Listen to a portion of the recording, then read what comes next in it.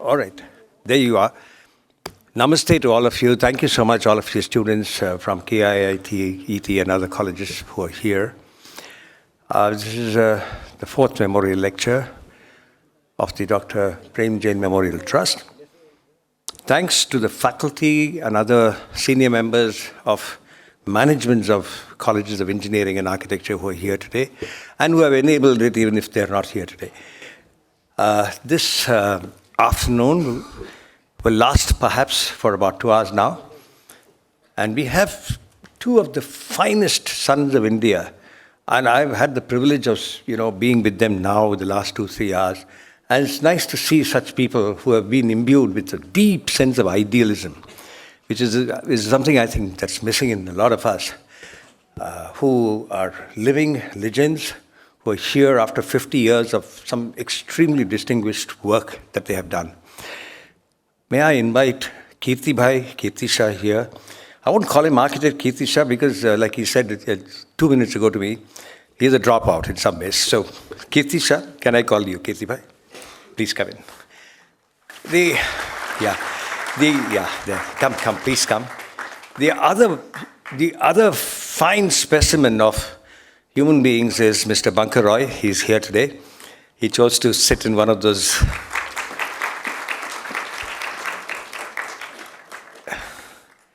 Mr. Bankar Roy is, if anyone has read some things about, contemporary history of India, all these names, Tilonia, the work that he does with the Barefoot, engineering and such, Anil Gupta, the other person who is also a deep friend of his from Ahmedabad, these are all people who have been working on these things from about 1970, when I think, this whole Gandhian movement, there was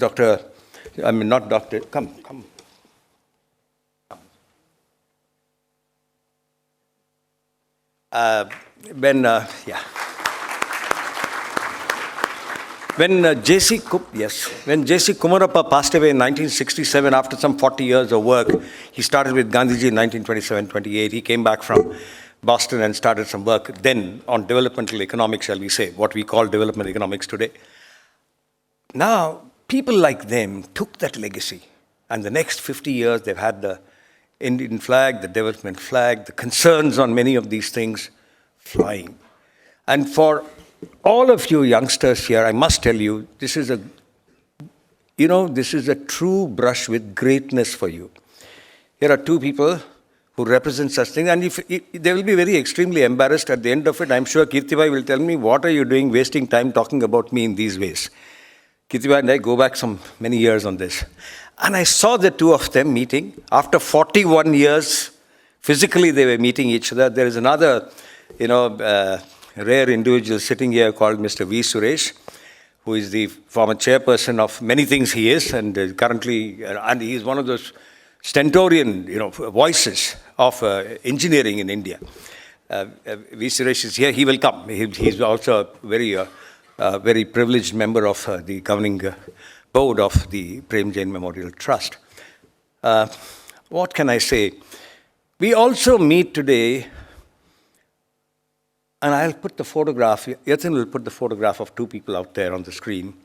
We also meet today under the pall of the demise, I'll say, of two people in just the last 6 days. Right? One of whom was expected to be here with us today. He has never missed many of our meetings. His name is R.K. Somani.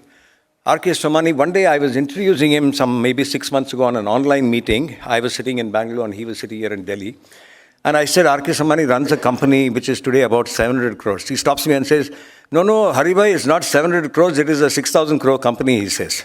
And that was Hindustan Sanitary Ware that he ran as chairperson. He started that company in 1962 with his brother. He passed away quietly, and every time Dr. Prem Jain called him for a meeting, for Dr. Jain, he was given, he has to be there, he is like furniture. There's no question of Mr. Somani not being there in a meeting called of the National Executive Board meet, for example, of the IGBC or any such meeting. He will just come. And that was R.K. Somani for you. And the other person, many of you who are students of architecture, he is God for you. Or demigod at least, right? And this morning I'm sitting with Kirtee bhai, for breakfast. And he's telling me a story that I will not tell you.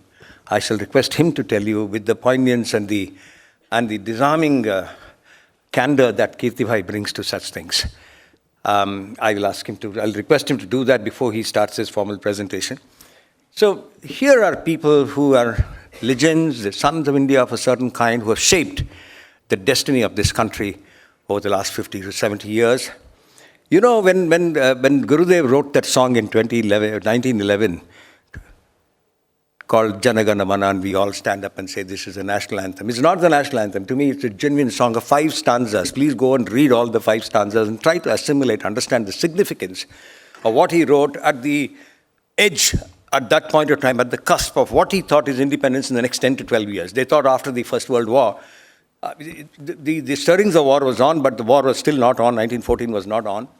And here is George V coming to India, and Gurudev writes this song, I think in March that year, right? And he writes Bharata Bhagya Vidhata. 110, 111 years later, I think you are the Vidhatas. These were the Vidhatas at one point of time, and they created and shaped certain destinies for us. There is Gurmeet Singh has joined us here, the national chair for both the Indian Green Building Council and the Indian Plumbing Association. This man is an incredibly busy person. And yesterday he was to land here from Udaipur. He strays into Bombay, shall we say, thanks to some flights which sort of drove him there. And this morning he lands up here. We have Mr. Jaimini Oberoi from Jaipur, who is also today he's the chairperson for the Northwest Chapter for Prem Jain Memorial Trust. But he has done some, you name the hotel, the finest of hotels, let us say in Rajasthan, the larger ones, the ones that you and I cannot afford, will be built by him, you know. And his company is as old as India is, I think, and maybe older. And then Mr. S. Raghupati is here, who is also part of the governing board. He was the executive director for IGBC in those shaping years, when he brought it up to 1 billion square feet, along with Dr. Prem Jain. Then we have the CEO of Lloyd Installation, who is also a member of the governing board. Welcome to you all, and thank you for being here. Well, let's do a simple lighting ceremony, if it's okay with you all, and I will invite you all to this also to join us. Come, all the members of the GB. Yes. And, well, I didn't mention one person, to the youngsters at least, the rest of them here know. This is Mrs. Renu Jain, who lived with Dr. Jain nearly all her years, barring the first maybe, 18, 20 years. And to this day, for her, he is not passed away. He is there every day. Yes? Okay, we'll do that. Or maybe when they come up here, we'll ask them to stand together and do it. And she is, in a way, the living memory of Dr. Jain also for the rest of us here. Payal Jain, I don't even want to introduce you to her. And Debashish, who is also part of all of these things, they're all here. We will, if it's all right with you all, please stand up after they all come in here. And let's do the national anthem, and after that, continue the proceedings.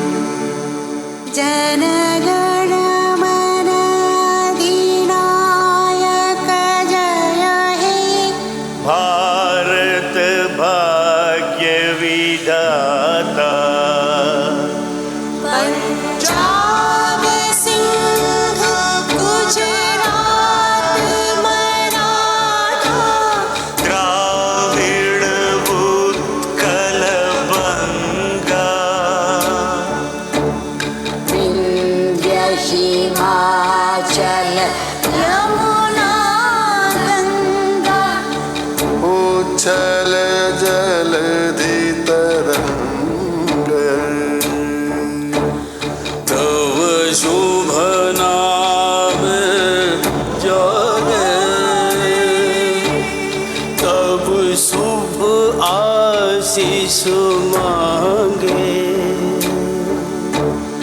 गाहे तव जय गाथा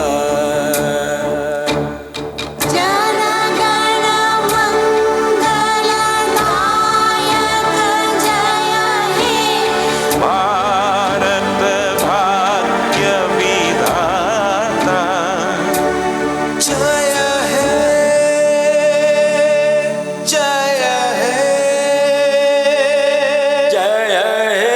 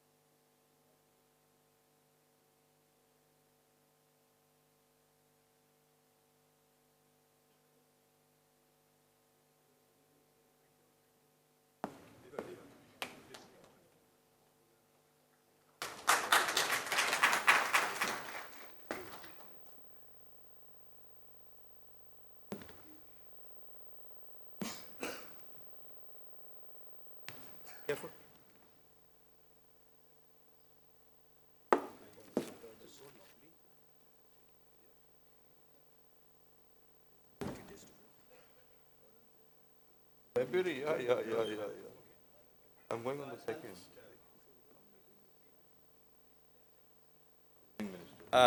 Well, I'm not going to introduce Kirtee Shah. He doesn't need one. You will find it, you look at the websites and you will find at least 30 pages that will roll out if you Google search him. Kirtee Bhai will speak for probably 30 minutes. In fact, we discussed this maybe 3-4 weeks ago, and Mr. Bankar Roy said, let Kirtee Bhai speak first, and then I will see that I speak next. So here we have Kirtee Natwarlal Shah from Ahmedabad, who was the founder and ran ASAG for 20 years, the Ahmedabad Study Action Group. Started in 2000, something called INHAF, which is the Habitat Foundation, and he continues to run that. He's president of INHAF, which is making a tremendous amount of impact, and you should listen to his story the way he wants to tell it to you. Kirtee Bhai. Okay. On. That's right. There is this one short film that we will show you. It will also help sensitize the speakers to what the trust represents.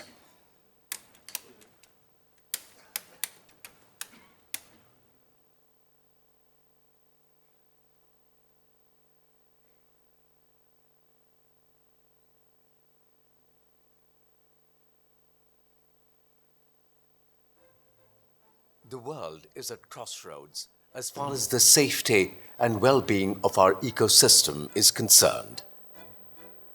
With rampant urbanization, environmental degradation, and grave consequences of climate change, an overall path correction has become imperative to the existence of all living forms on Earth. Should we continue with the abuse of our precious natural resources? Should we use technology and innovation to conserve them? Can we reduce energy usage with a mindful approach or renewable sources? Dr. Prem Jain anticipated many such challenges we are facing today way back in the 70s. Over half a century of dedication and tireless efforts, he thought and spoke a language that was way ahead of its time. His passion and commitment to his Janmabhoomi and to his own mother ran equally deep. From my earliest childhood, it's been ingrained with me that truth will always win, but because Satyamev Jayate. She also gave us the love for all living living creatures, trees and plants, the message of non-violence.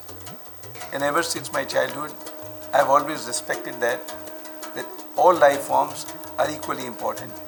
The last 10 years saw the culmination of his efforts by remarkably shaping the green movement in India, and his countless admirers began to refer to him as father of green buildings in India. The green revolution he started is the foundation of his legacy.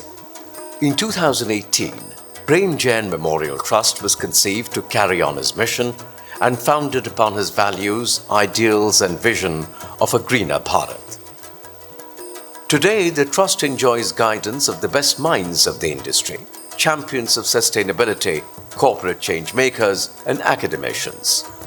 PJMT is set on its journey to create, establish and maintain sustainability directions through education, recognition and rewards that nurture future generations.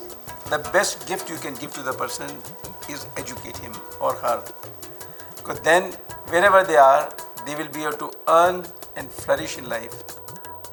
Each year begins with the Harit Prem Bharat Mahotsav, a week-long celebration of sustainability, and our annual flagship event, Prem Jain Memorial Address. The Trust organizes a spectrum of green initiatives which fill the week of January 26, Dr. Jain's birthday week.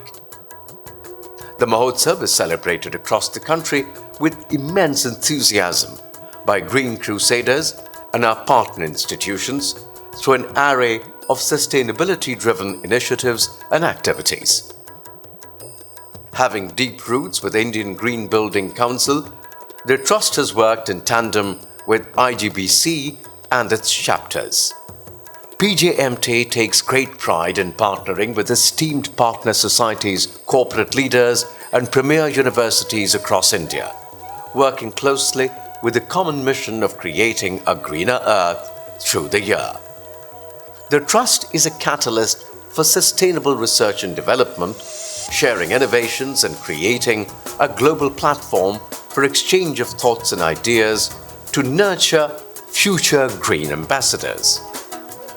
PJMT has organized more than 300 green initiatives during Harit Prem Bharat Mahotsav in association with its esteemed partner societies, corporates and institutions across India, and arranged over 300 online sessions by distinguished speakers and industry change makers on sustainable built environment with participation of more than 5,000 students and working professionals. At this edition of Harit Prem Bharat Mahotsav, we invite you to join this green revolution, to build a brighter tomorrow and change the world we will leave behind for our children. If we can change the way we think about buildings, maybe what we build will change the world.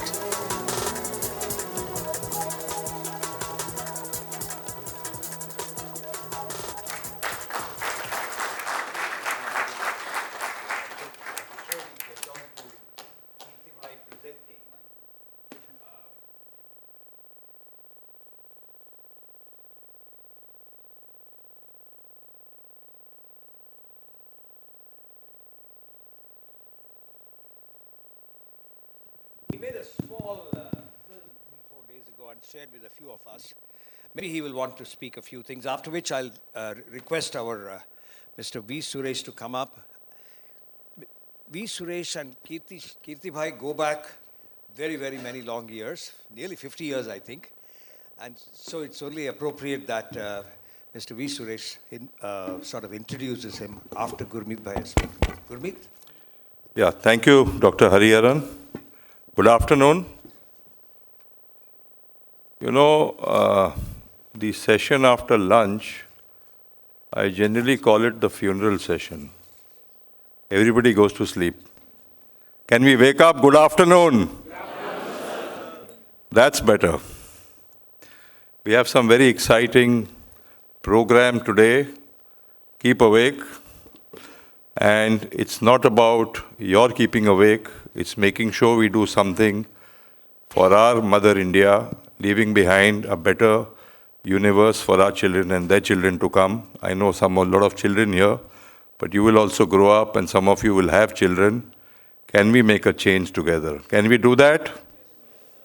Again, I can't hear you. Yes, sir. Very good.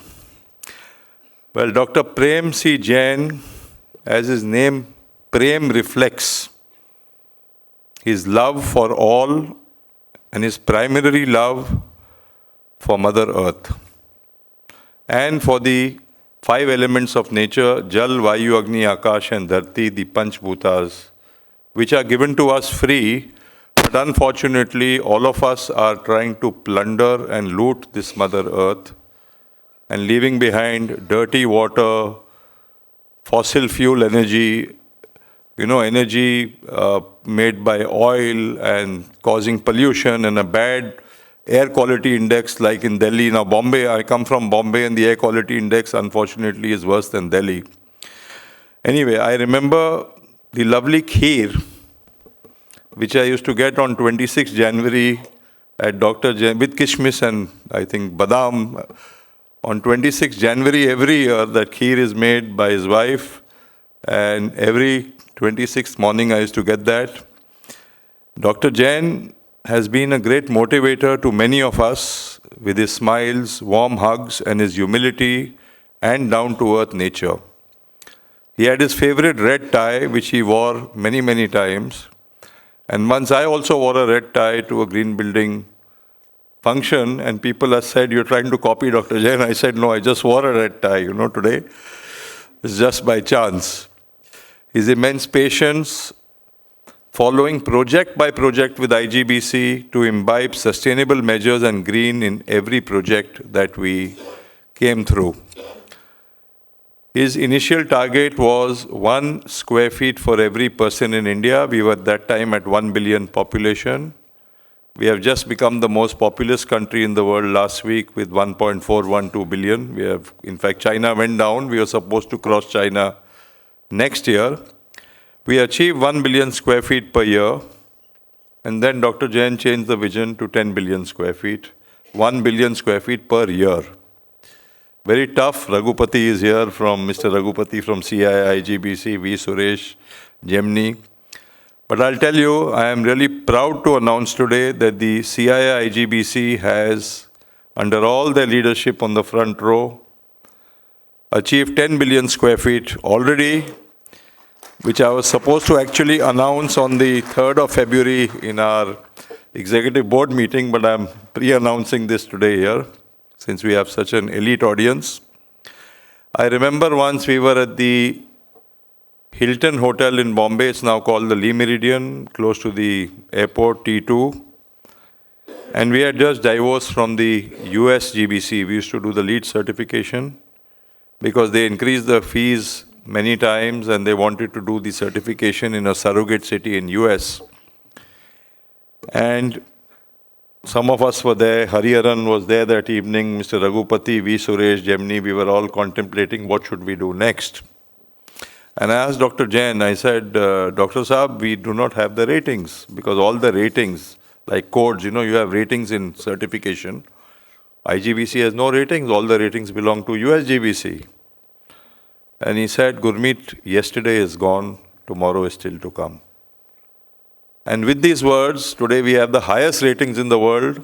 We have become the second largest green building council in the world out of 70 countries. He sat through one of my IGBC Mumbai chapter meetings. I was chairing the Mumbai chapter at that time, patiently motivating, listening to each word we were saying. Sat there 1.5 hours and went through all what programs. We started the Indian Green League, the training program in IGBC, the Connect. We started connecting with the consultants, and lots of programs which were started. And then he offered his suggestions after the meeting. He did not interfere, did not stop us at all, motivated us. I never dreamt that I would lead the green building movement now in our country under IGBC with all my colleagues here. Mr. V. Suresh, who has been Mr. V. Suresh, can you take a bow, please? Who has been a motivator to many of us. Still my guide. Dr. Jain had many children. He would give them his blessings, and after a few years, when his hair became grey, instead of writing with regards, he would write with blessings in all his letters. And for me, he was a dad, a visionary, the father of the green building movement in my country. He bound us all into one very big family in our executive board. The only thing was that 26 January is a holiday you get midweek. And he had this lunch. Of course, the delight was the sarson ka saag and the makki ki roti and the shakkar every year. But he always celebrated his birthday on 26 January, and I always told him, sir, it's my holiday. You're still spoiling my holiday. But we used to all come to Delhi for the 26 January event. The Harit Prem Bharat Mahotsav by the Prem Jain Memorial Trust and supported by all the organizations you have seen on the screen has demonstrated beyond doubt its commitment on Dr. Jain's ideals, ambition, and stands testimony to all as we all follow his footsteps today. And I'm sure Dr. Jain is sitting somewhere here, right in this room, smiling and looking at the progress that we have all made together. So I am happy that we are indebted to Dr. Jain, who I am sure, as I told you, is somewhere here to give back to humanity and Mother Earth, moving from strength to strength. I do miss you, Dr. Jain, very much. I do miss a father, a guide. Thank you for all your contribution and all you have done, not only for me personally, but for Bharat Ma, to make India the Jagat Guru in the green building movement in the world. Thank you very much. Thank you. Thank you, Gurmeet. Thank you, Gurmeet. And yes, V. Suresh, who is currently Deputy Chair of the National Building Code. He is Chairperson for Policy for CII IGBC. He's former Chairperson who held Gurmeet's position until a year ago of the Indian Green Building Council. 1965, engineering college graduate from Gindi College. Next 15 years or so, he works with the TN PWD and then starts a long journey with HUDCO. There are many more things about V. Suresh. This is not about him. This is about him introducing Kirtee. Thank you. That's what I was about. Thank you, Chandra. Very happy. Good afternoon, ladies and gentlemen. What a great, thank you. What a great pleasure, honor, and privilege for me to stand before you to introduce one of the finest persons who is going to be giving the keynote address now. That is architect Kirtee Shah, who is sitting over there, and with whom 5 decades of associations is not a small time period in our overall age of the order of around 79, both of us. So it's a good amount of time for us to spend out of that 80 odd years, about 50 years together. That's pretty good. So how do you introduce a person of that nature, whom we know under various segments of his lifestyle and contribution to the country, not only to the world, also in a larger, you'll hear about all that. And you know, there are large number of areas in his particular contribution that I would like to see, not only in terms of 6 parallel overlapping streams, if I may say. Architectural practice is one major component, grassroots work as an NGO, policy advocacy as a major one, disaster reconstruction, institution development, and project consultancy. And his area of specialization is including urbanization and slums, affordable housing, urban poverty, disaster reconstruction, and civil society, very important, and relevance of professional education. And with such a particular background of work over there, it is not for nothing that the Prime Minister, when they appointed the National Commission for Urbanization, the famous Urbanization Commission report that we had, he has been heading the working group on the urban poverty in India. That's a very important contribution which has come over there to take care of the bottom half. And how do you deal with the inclusive development that you require for cities in a larger way.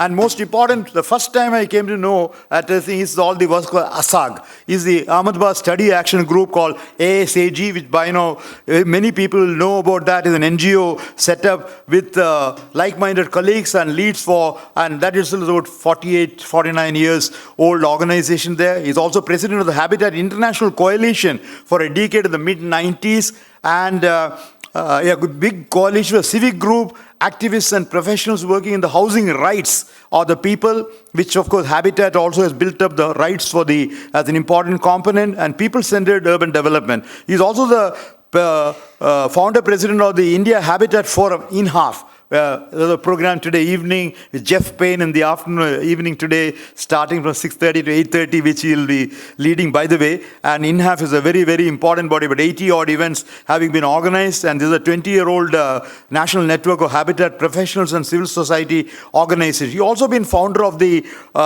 Home Losers Service Association, set up primarily following the earthquake in Gujarat in 2001. Excellent initiative done during that period. And also president of the Bangalore-based Institute of Cultural Research and Action. I don't know what to call ICRA. ICRA is a rating agency, but this is a different organization, as I tell regarding that I'm over for the past 30 years. And most important, one of the founders of Habitat, of the Ashoka Innovators for the Public Action, and which now has presence in more than 90 countries in the world and is engaged actively in the institutional development activities for not only CityNet, very important global network of the thing, and of course Asian Coalition of Human Rights. That's an area where ACHR, many times events in different parts of the world, I had the pleasure of being part of it, present along with when he's chairing that and giving the leadership there. And more importantly is a member of several committees of the Planning Commission of India, and one of them of course Ministry of Rural Development, a task force on rural housing, we have been extremely happy to work together. Was on the board of directors of Housing and Urban Development Corporation, my earlier organization, and a consultant to UN agencies, World Bank, and Cities for Development Initiatives of Asia called CDIA. And most importantly, maybe many may not know, after the tragedy that took place in Sri Lanka, the reconstruction program tumbled out 50,000 houses. He was the advisor to the government of India to make 50,000 houses project for the war victims of Sri Lanka after that very bad war that took place. He chaired a committee, of course, set up a committee for rejuvenation of the building centers or Nirmiti Kendras or Nirman Kendras, how to make that as a grassroots level technology transfer center in a large way. He headed that particular activity. And of course, as an architect, he is the chairman and chief architect of the KSA Design Planning Services, where some of the very brilliant projects have been planned and designed under his leadership. And we are so happy to have him to give the keynote address. I would like to take a little more time. As Hariharan said, if you really look into this particular, about 30 pages of documents are there, but I'm trying to put it in about 3 minutes time. I must have taken 1 minute more than the 3 minutes you gave to me. Thank you very much, Hari, for introducing my good friend, Kirtee. Okay. Thank you. Thank you, Suresh.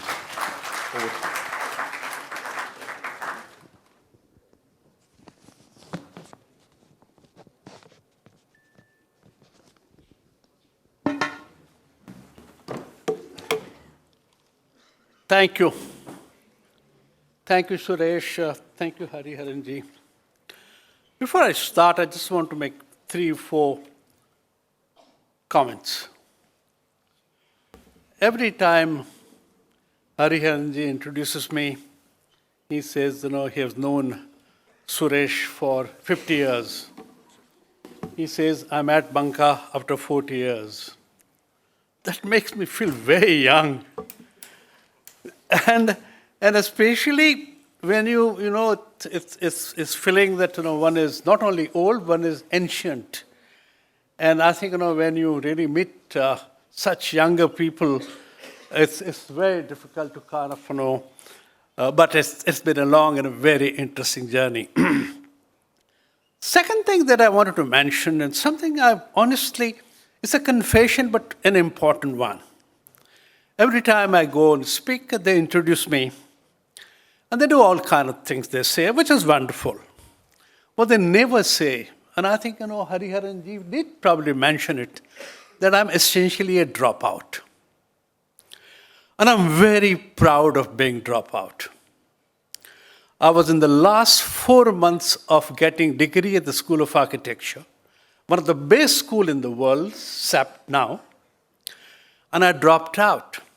4 months left, saying that the education that I learned, studies that I made, is not very relevant to this country's challenges, and is not very relevant to the society that we're trying to shape.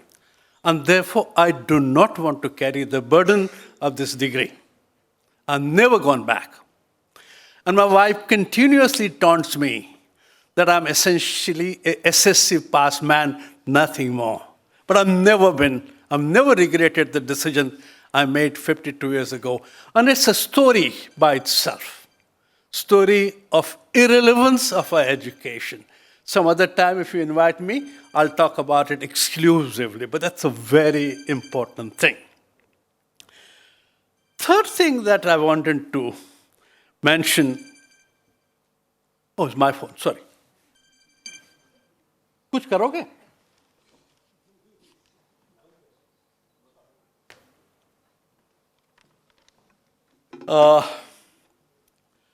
The third thing that I wanted to kind of mention is this, that one of the advantages of being old is that people don't blame you for doing wrong things. And I use that very well. I'm given to talking very long. And therefore, every time I go out to speak, and if they've given me 30 minutes, I say, because I'm old, please give me 15 more minutes. I scared Hariharan ji today when someone told me that I have 60 slides. I have 60 slides. But I'm also very aware I have 30 minutes. I will not take it more than 30 minutes. The reason I'm saying is this, I'm also telling you that even though I'm talking about a fairly technical subject, which is urbanization in cities and what is wrong with them and what to do with them, I'm essentially telling you a story. And therefore, don't look upon statistics that I gave you in the context of whether it's relevant, whether it is today, whether it's 5 years ago. I'm not bothered about that. I'm essentially telling a story, and the story is woven around those things. So that's an important confession I wanted to make. And I would certainly take not more than 30 minutes because I know time is very precious. I'm putting my watch here, not for a show, but I would try and kind of, keep it on. Having said that, let me start formally. Thank you, Renuji and Palji, for this invitation. Thank you, distinguished trustees of the Prem Jain Memorial Trust. Thank you, my dear friend Bankar Roy. I really look forward to listening to you. You've been a fascinating speaker and you're doing wonderful work. And I'm going to hear you after a long time. So this is one of the major sort of motivation in accepting to come. And so I'm going to listen to you. Dr. Hariharan is very kind. Anytime he talks about me, it talks in superlatives. And it makes me happy, but sometimes it's embarrassing. Invitees and participants today, ladies and gentlemen. It's really my special privilege and a great honor to have been invited to deliver is it the fifth or the fourth? The fifth year or the fourth? The keynote address, the fifth edition of Dr. Prem Jain Memorial Lecture Series. I'm very happy and very proud.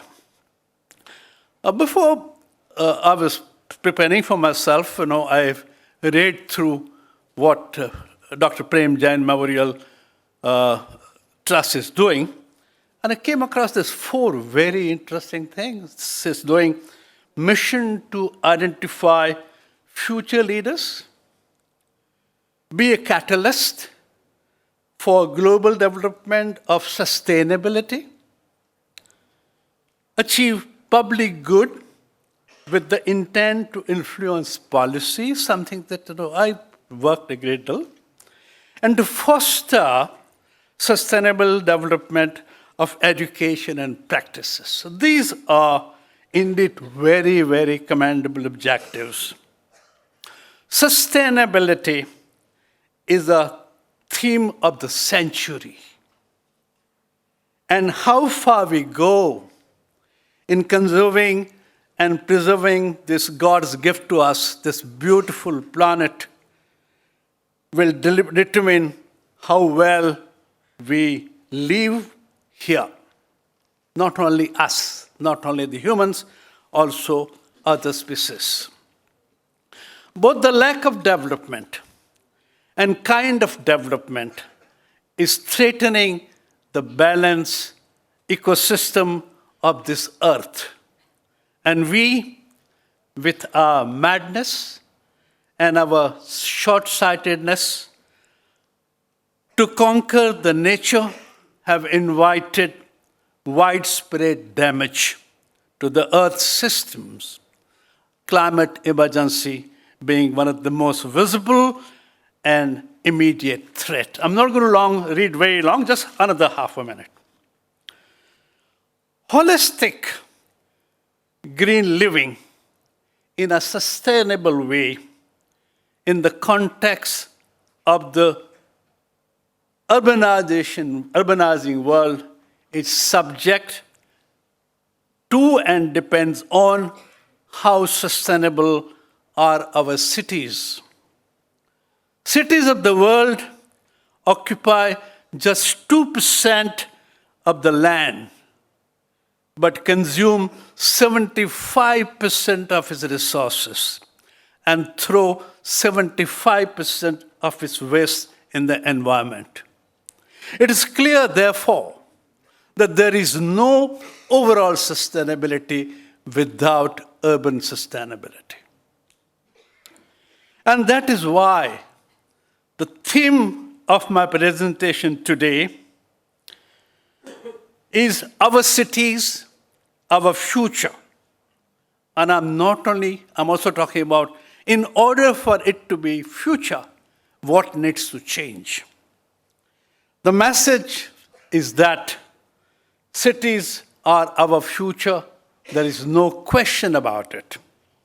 But for it to be a good future, for it to be a sustainable future, for it to be happy, and for it to be healthy future, a lot will have to change.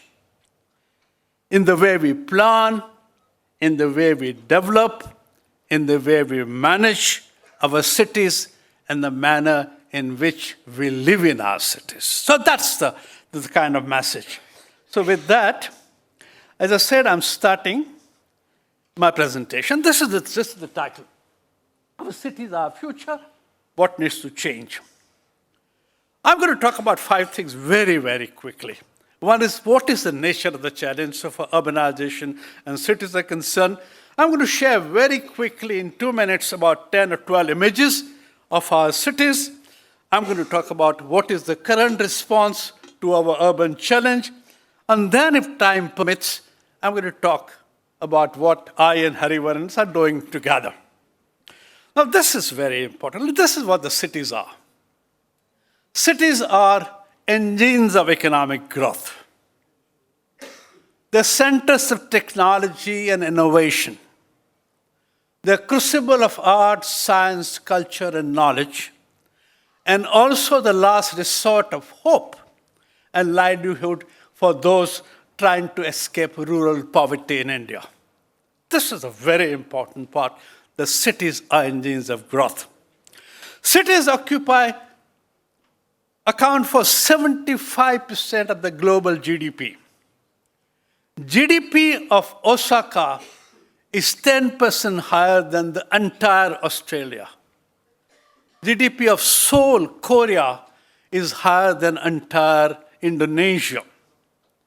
And share of GDP in India from the urban center is about 60%, expected to rise to 70% in the next 10 years, and little over 1/4 of the country's population account for 2/3 of its products.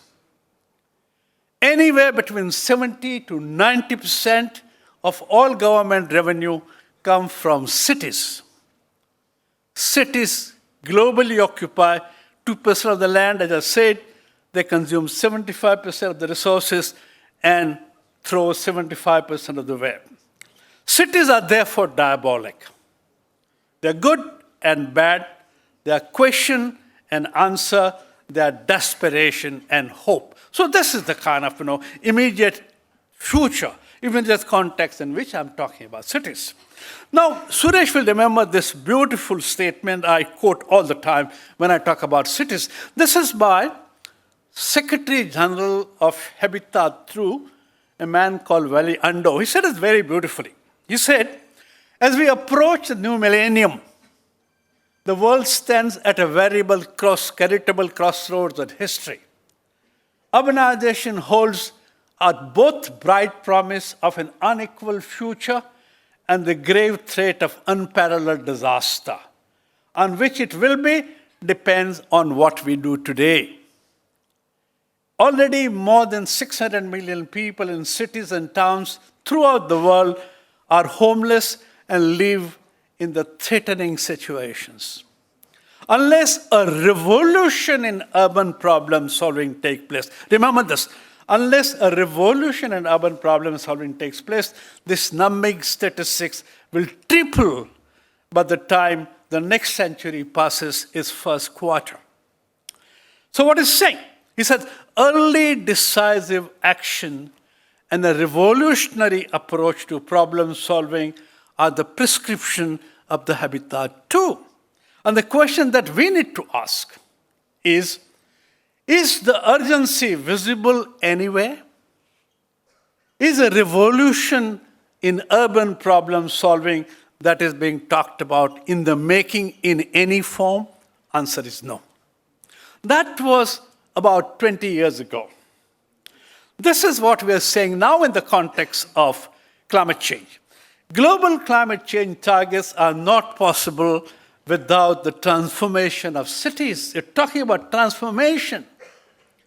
23% of the global greenhouse gases come from transport, and 70% of global greenhouse gases come from cities. So if you don't take care of your cities, you will not take care of your environment, your sustainability. I'm going to very quickly not go through, but just talk about 7 avatars of city. City as a residence, city as a marketplace, and city as a workplace, city as economy, engine of growth I talked about, producers of GDP I talked about, city as seat of power, culture, knowledge, education. City as an image. Ahmedabad as Manchester, Mumbai as Shanghai, Chennai as Dubai, Amravati as Singapore. These are the images. City as people, we rarely talk about. Subject and object both. And city as not a village. The whole context is that. I don't have time to go into 3, but I just wanted you to know that these are the kind of avatars I'm talking about. Now I'm going through very quickly in 2 minutes the images. I'm not going to talk about much at all. This is a dream city. And I'm sure the image itself will say it's a dream city. This is a nightmare city. This is unequal city. Do you know what these photographs are? This is Ambani house costing $1 billion. And almost 800 meters away from that is a festering slum. Cities show vulgar display of this is a planned city. This is the image of Chandigarh.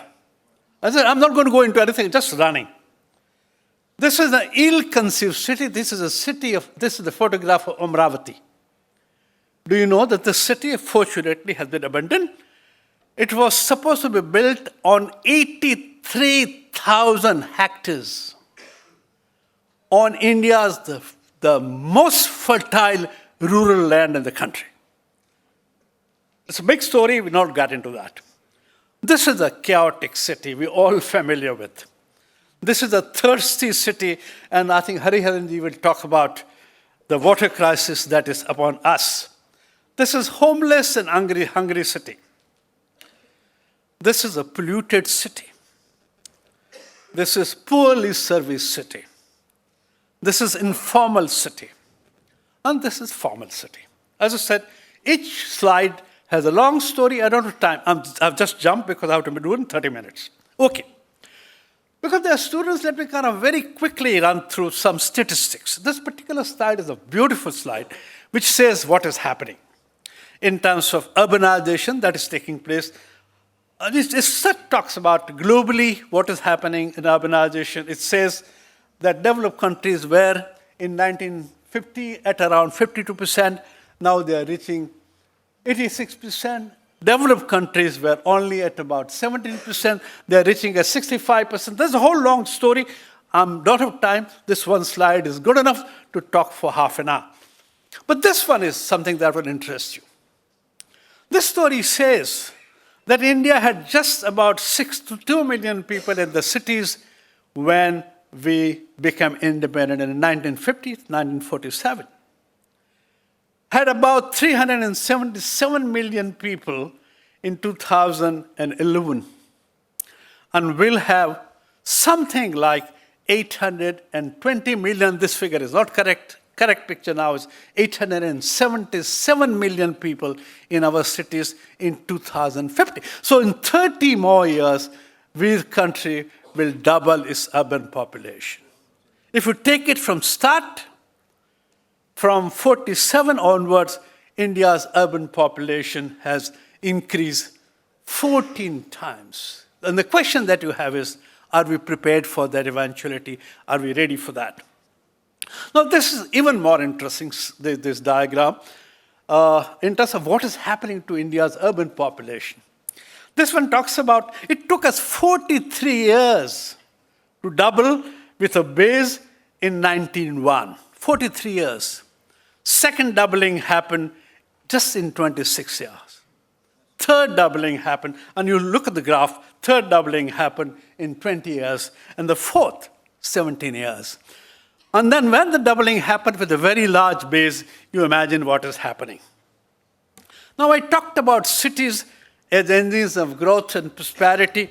This is a very beautiful diagram. I don't have time to explain, but it shows that there is a relationship between urbanization and economic growth. And how has economic growth, how has the urban population increased, and how has growth taken place? These are the opportunities of India's urbanization, that 5 times GDP will increase, 590 million people live. In the next 30 years, everything is in 30 years, 270 million people, net increase in working age population. I don't have time to kind of go through, but these are some very, very interesting statistics to go by.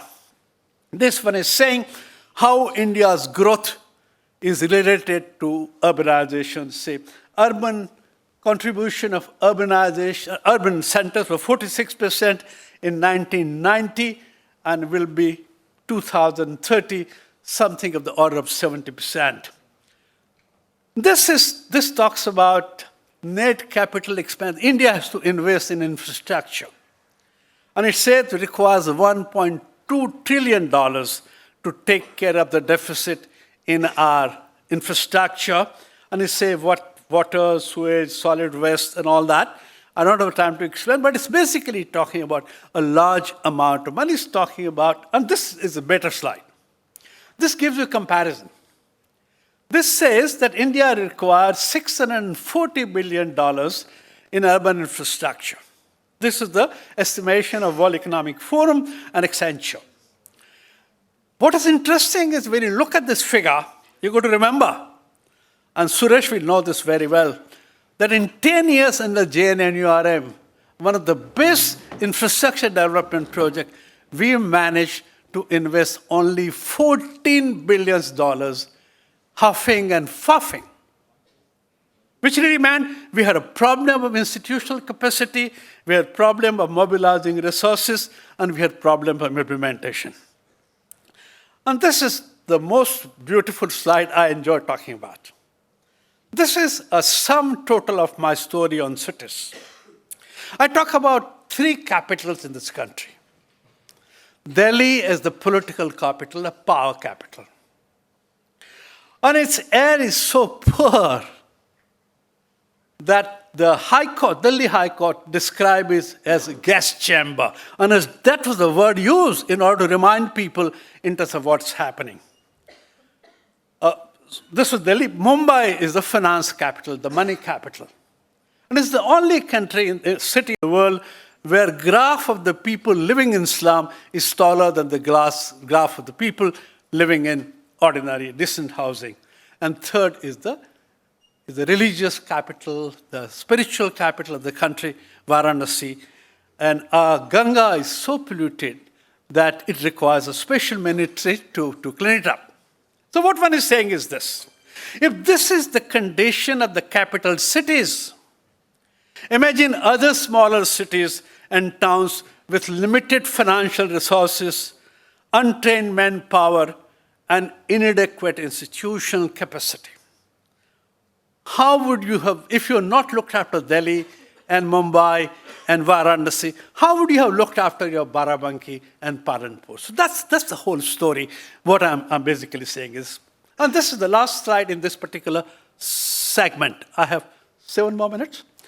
I'm very proud of this particular statement. This is a Canton declaration where about 30 people from Asia got together 20 years ago in a town called Canton in Malaysia. And they were looking at Asia's urbanization in cities and produced this beautiful statement. What are the kind of cities we're talking about? We said economically productive, socially just, culturally vibrant, politically participatory, and environmentally sustainable cities. This was a statement done by civil society. And over the period of last 20 years, I have added 3 more, which is ecologically sensitive, technologically progressive and adaptive, and people-centric. Basically, if you really kind of do this 8 things, you're taking care of your cities. So this is a dream, an image of a city about which we're talking about. Okay. Now, I'm very quickly running through what must change, and this is the important part, that if you really want productive city, if you want, I think, sustainable cities, if you want cities which are people-centric and inclusive, what will need to change? To me, this is the most important contribution of this particular presentation. First thing that must change is the mindset. Questioning inevitability of urbanization. Questioning inevitability of urbanization, especially inevitability of resource depleting, polluting, exploitative, and in many ways dehumanizing and unsustainable urbanization is key to making the Indian cities better, livable, inclusive, and sustainable. It is essential to recognize that the urbanization we experience and the cities we live in are product of the economic policies we pursue and the development model we have. It is a result of conscious choices we have made, not divinely ordered. Bhagwan ne nahi banaya. If the policies and the model change, the urbanization trends and cities will also change. There is nothing inevitable about this. So this is the first change. Second one, which is very important, here are some people in industry and business, and they should listen to this one. We've got to think about growth. It's like cities, we are told, are engines of economic growth. We have now learned that they not only produce growth, they are also produced by growth. And therefore, the quality of growth, not only quantity. The means by which we achieve growth, whether in ecological harmony or in a polluting manner. The nature of growth, whether exploitative or just, whether creative or destructive, whether inclusive or exclusive. The texture of growth, whether equitous or imbalanced, and the substance of growth, whether leading to contentment, durable happiness and peace, or greed, strife, and violence. Determine to a great degree the nature and quality of our cities. So unless we look after our growth, its qualitative dimension, our cities will not change. Development must change, and I want to read these two paragraphs. What it's saying is this. Viewing urbanization in cities in the sustainability framework, livable, inclusive, resilient, and people-centric cities, and what it entails in form of fundamental and far-reaching changes in the way we think, the way we live, the way we produce, the way we transact, and where we relate, something of a revolution is indeed called for. All this, doing it in a conventional way, is not going to work. And this is even more important.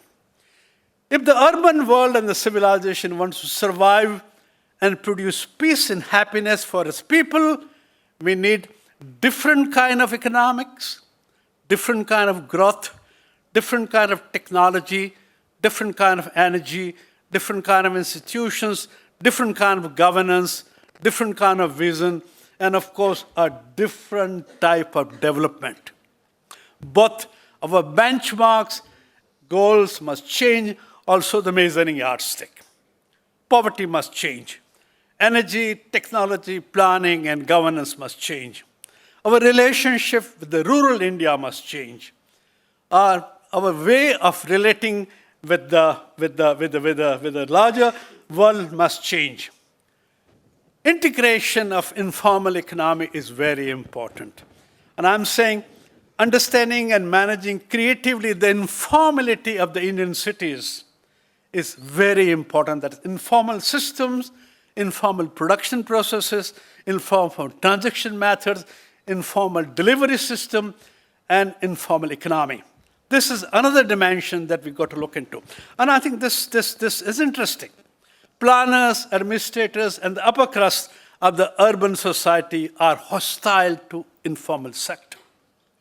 And you see how productive, and they're seen as unurban, backward, unsmart, illegal, and unauthorized. So I'm saying this will not work. We're going to talk about genuine sustainability, not only in terms of, I think solar power, but in terms of changes in the behavior, changes in the lifestyle. And last two slides I'm talking about, we could change our governance. And when I'm talking about governance, I'm not talking about better municipality. I'm talking about trust people, especially the poor people. Let them do things. Let them solve their problems. They want it the most. They are not a burden. They are a resource. They are a problem solver. The poor people are the problem solvers. I've been saying for 30 years, the slums are not problems. Slums are solutions. There's a time. Slums are not only problems. They are solution too. Certainly, an approach to a solution. Do not destroy them.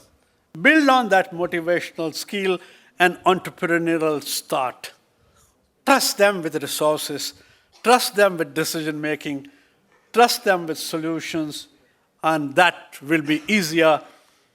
Combine the top, bottom, and this is the last. There are many things, but I'm going to drop out because no time. What I'm talking about is this, that if for all this to happen, talking about revolutionary in urban proposal, we're talking about changes things substantially. We're talking about new ways of economic growth and new ways of development. For that to happen, this is what I suggest we need to do. This shows that ordinary projects, run-of-the-mill approaches, firefighting responses, and non-strategic investment will not do. It will not work. It will not deliver. A paradigm shift is needed in thinking, in approaching problems. It requires thinking out of box. What Wally Andau talked about is not more relevant anywhere else than in India. And for such a response to emerge, a multi-fronted, multi-organizational, societal partnership, remember the word, societal partnership is needed. This is not something that the government or anyone else can do alone. It needs working together, it needs sharing, it needs deploying all the societal resources. Okay, and just last half a minute more. What I'm saying is this. I have another 20 slides, we'll skip them. Can cities be descaled, which are good for human psyche and skill? Can cities be decentralized so that they could be managed without losing the human touch? Cities about people.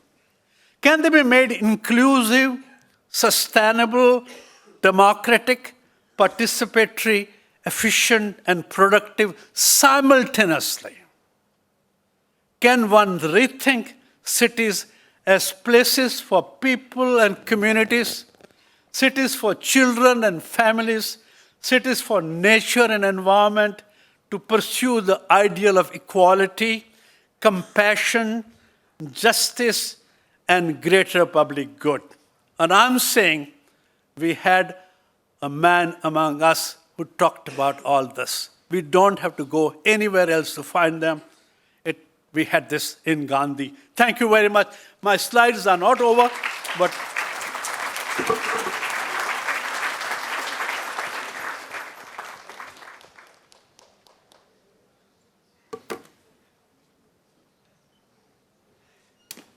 when you listen to people like him, you think they're foolish. Look at his body language, so powerful.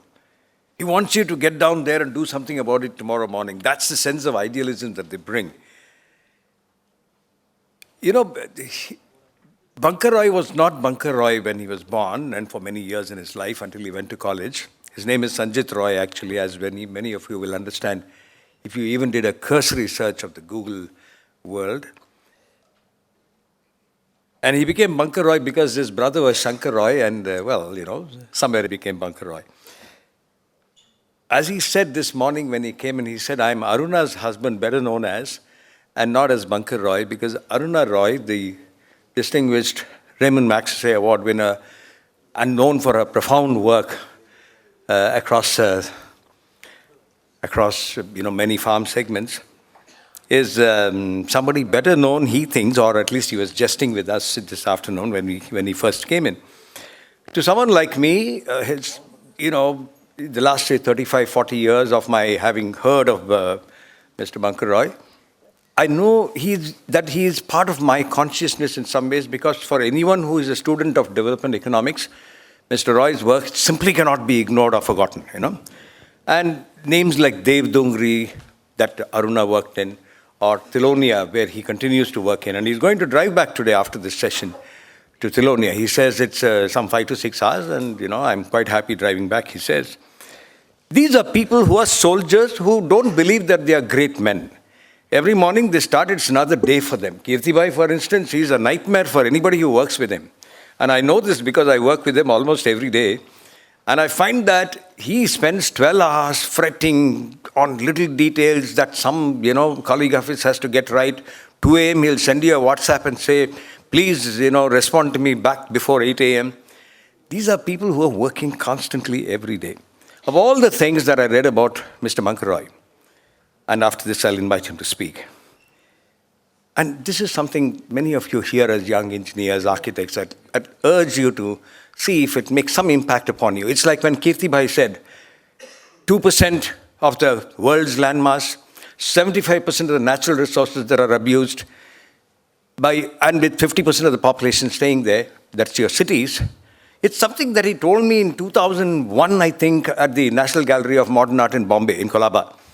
I heard him that day, and in the next 2 years, I created a project of some 270,000 square feet and some 70 crores, simply because I said, hey, this man said something like this, and I need to change this.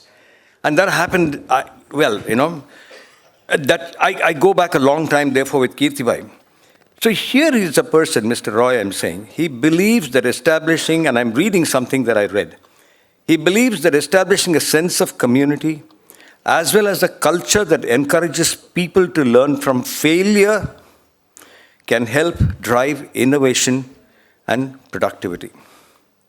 He was selected, I don't know if many of you will know this perhaps, he was selected as one of Time Magazine's 100 most influential figures some years ago. I think it was in 2013 or 14, not long ago. Then he says somewhere, no one is more innovative than a poor man or woman. In a meeting, uncannily, about 1.5, 2 hours ago, Prem Jain is sitting at some chat that we were having. Mr. Raghupati, who is a governing board member, says, well, of all the events that you did in the last 4 years of the Prem Jain Memorial Trust, what is it that sort of remains in your mind, both emotionally and in terms of the impact that you made? And she quietly pipes up and says, well, some work that we did with the extreme poor. And look at what Mr. Roy says. Necessity and desperation often breed innovation. Necessity and desperation often breed innovation. A woman who has 7 children, but 1 kilo of rice for the week ahead, will somehow manage for it to keep her family going. There is little that separates the concepts of resourcefulness and innovation. Look at that. There is little that separates the concepts of resourcefulness and innovation. When one has more than enough to eat, one ceases to think as hard of how to make one's meager foodstuffs go further or how to waste less. Mr. Bunker Roy.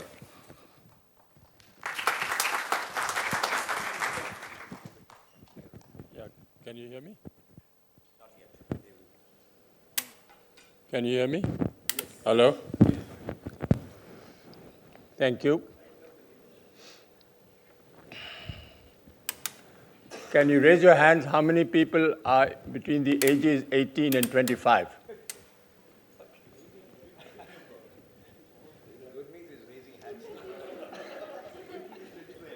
I lose nothing by raising my hand.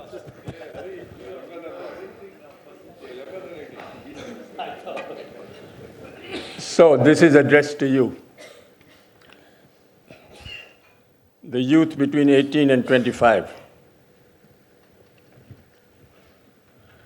At 18, I had no idea what a village was like. At 18, I was in St. Stephen's College, and I was doing masters in English. And I had no idea that there was a world outside there which I didn't know or existed.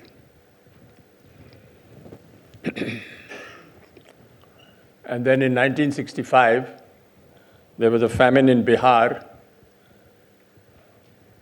and Jayaprakash Narayan at that time appealed to the youth to help in the famine in Bihar. And out of curiosity, I went to see what it was like. And it shook me because I had never seen such hunger, starvation, death. And it was a side of India that I'd never seen, Bharat I'd never seen. And I thought at that time that, why don't I try and live and work in a village after that experience? My mother went into a coma because she said, what are you doing? You should be getting a job somewhere in the city somewhere. Why do you want to go into a village? I said, I want to see what it's like and see if I can last out, if I can do something useful, something positive. She never forgave me, she never spoke to me for many years because she felt that I'd left my family down. 18 years old, between 18 to 22, you have your own opinions, you want to do something which is worthwhile. And at that time, after Bihar, I thought I'd like to live and work in a village. So the first job I got was to dig wells in Ajmer district. I had no ideas about computers, compressors, rock drills, jackhammers, explosives. And the job was to deepen 500 wells in Ajmer district. And I was taught by very, very ordinary people how to go inside a well 100 feet deep, use a jackhammer, make a hole, put explosives, and come out. And for 5 years, I did only that. And that was when I was exposed to the most extraordinary knowledge, skills, and wisdom that very poor people have. And that was when I thought I'd like to start a college only for the poor. What was it I learned in those 5 years digging wells under the stars? I learned the value of traditional knowledge. I learned the value of practical skills. I learned the value of village wisdom, which you don't read about it in the papers, you don't read about it in the university. You have to feel it, you have to go there, you have to see the tremendous culture and wisdom and depth that the village people have. And this is not only in Rajasthan, but anywhere in the world. And the second thing I learned was that there was a difference between literacy and education. You know, Mark Twain said, never let school interfere with your education. School is where you learn how to read and write. Education is what you got from your family, from your environment, and from your community. And that is how we redefined professionalism. Who is a professional today? A professional is someone who has a combination of competence, confidence, and belief. For me, a water diviner is a professional. A traditional midwife is a professional. A traditional bone setter who doesn't know how to read and write is a professional. These are people you'll find everywhere in India, in Bharat. But we don't recognize them, we don't respect them, we don't even recognize that they have that skill and wisdom. And I thought I'd start a Barefoot College, which would reflect this tremendous rich culture of rural India. This is a very famous quotation, which I keep quoting all the time. The illiterate of the 21st century will not be those who cannot read and write, but those who cannot learn, unlearn, and relearn. So when we talked about this, I went to the government and I said, there's an unused TB sanatorium in a village called Tilonia, can you give it to me? You know, in India is not know-how, but know-who. So I happened to be from St. Stephen's College, and the chief secretary was from St. Stephen's College, and the development commissioner was from St. Stephen's College. And he said, you guys don't last long. You'll only last for a year. I'll give it to you for a year, but you won't last long. I said, okay. Lasted 50 years, but anyway, that was the first lesson I learned. They said, now you're talking about this, why don't you prove it? So we built the Barefoot College with 12 barefoot architects at $1.50 a square foot. 12 barefoot architects did it in 2 years. He is my first barefoot architect. Can't read and write even today, but he built my college for me.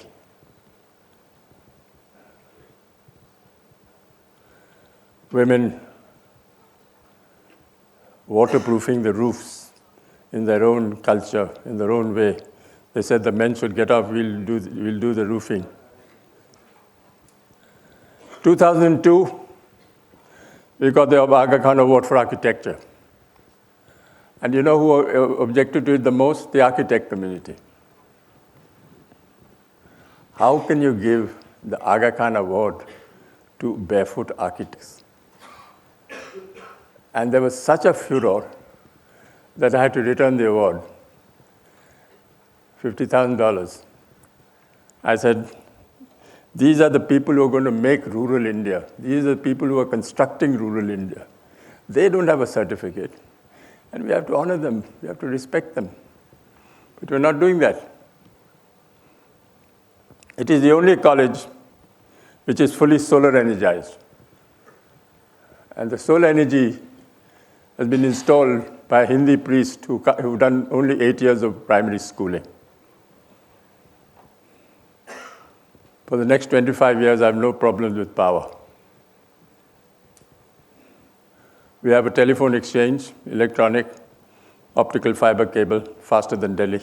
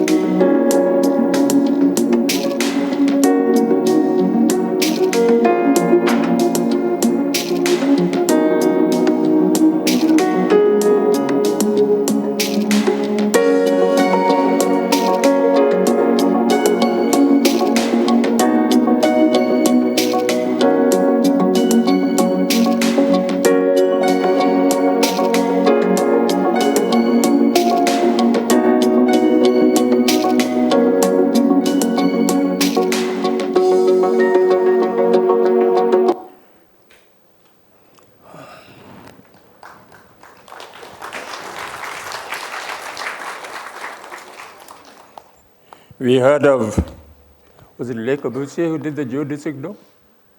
Who did the geodesic dome? Buckminster Fuller. So, we saw this geodesic dome designed by Buckminster Fuller. And they said you have to go through a course to do that. It's very complicated and very sophisticated. So then I went to my village blacksmith and said, can you copy this? And he said, sure. Illiterate blacksmith copied 100 domes for me, put Buckminster Fuller to shame. We have a milk booth, we have an STD booth, we have a community radio station, we have a pathology lab. And we also have a community radio station run by women, all in the geodesic dome, made by people who can't read and write. We also have a dentist, women who are illiterate who are a solar-operated chair, dentist chair, looking after the 700 children who go to the night schools. Biggest problem is always water in Rajasthan. So you should first make plans in the future how to collect water. We have two campuses in Tilonia. One is the new campus, where we collect about 2.3 million liters of rainwater if and when it falls. But we also collect rainwater in a very unconventional way. This is a 100 feet well, or 20 feet wide. And when I said that, why don't we divert rainwater into this well, everyone thought I was mad, because no one ever thought of doing recharge in open wells which are dry. So one year, when it actually rained more than it should, the well filled up with 1 billion liters. And that 1 billion liters has now recharged hand pumps and wells nearby. And now it's a regular practice today. This is the new campus. In the old campus, we built a huge fish tank where we collected water. Not one drop is wasted out of this campus. All collected so that water percolates into the ground.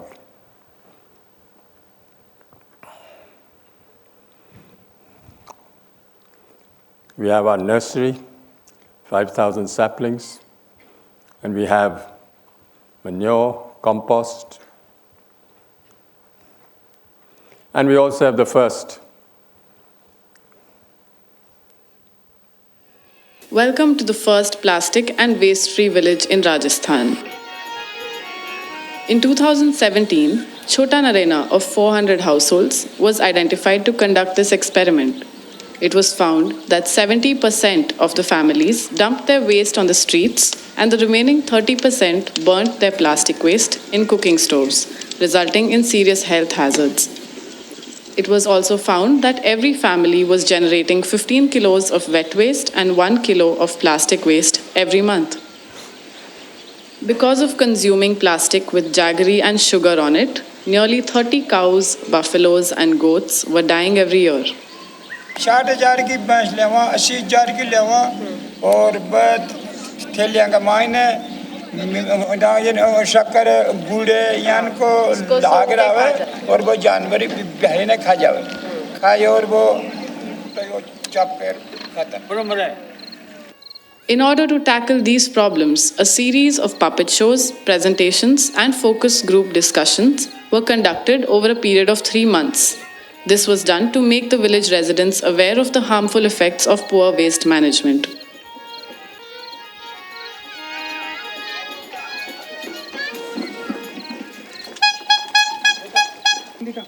As a result of the awareness sessions, every household purchased 2 dustbins and segregated their household waste at source.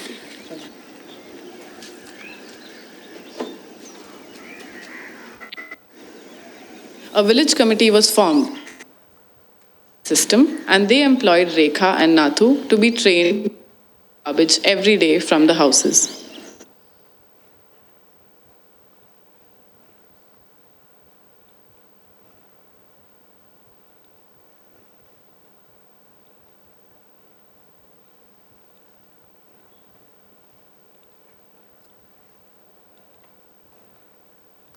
Sorry.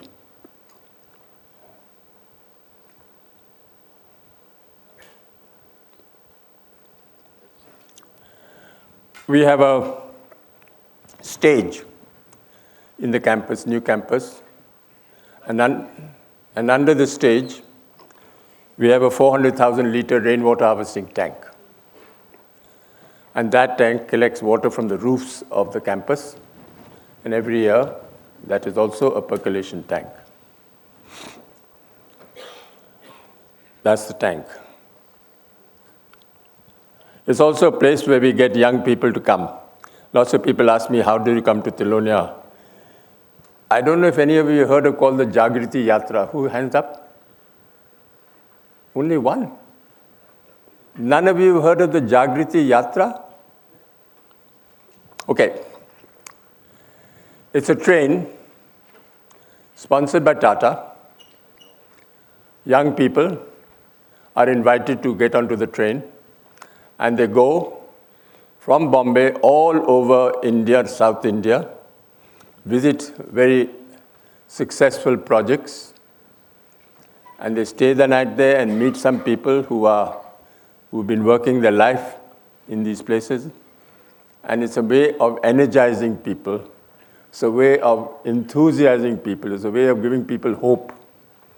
And the youngsters, I think, your foundation must get the Jagriti, people on the Jagriti Yatra. And every year they come on the 6th of January to Tilonia. कुछ बदल रहा कुछ बदलेंगे तब बदलेगा जब बदलेंगे कुछ देखा है कुछ देखेंगे कुछ लिखा है कुछ लिख देंगे कुछ बदल रहा कुछ बदलेंगे तब बदलेगा जब बदलेंगे कुछ देखा है कुछ देखेंगे कुछ लिखा है कुछ लिख देंगे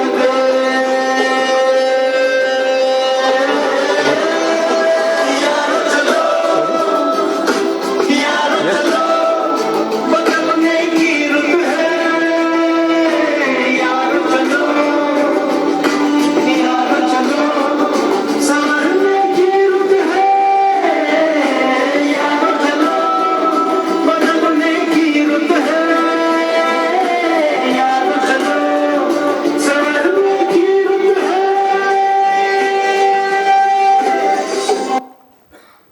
It's also a place where His Holiness the Dalai Lama came 2011. He came and saw Barefoot College, looked around, spent the night, first time in 15 years he'd spent the night in a village.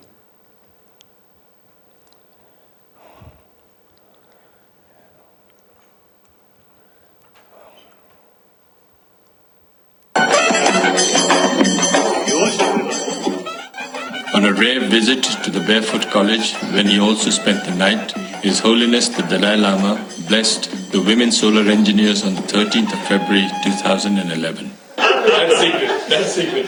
So those illiterate villagers, even grandmother, you see, physically also a little bit old and illiterate. Yet, you see, through training, you see, engineer, proud, self-confidence and dignity. Wonderful. But He had something very profound to say after his visit. He said, now that the Barefoot College is shown as working in practice, let's see if the experts can make it work in theory. Today, we're doing everything wrong. We're not following the classical way of doing development, and yet the impact is being felt. Rainwater harvesting in Rajasthan has been there for 300 years. We are adopting the technology of the people to collect rainwater.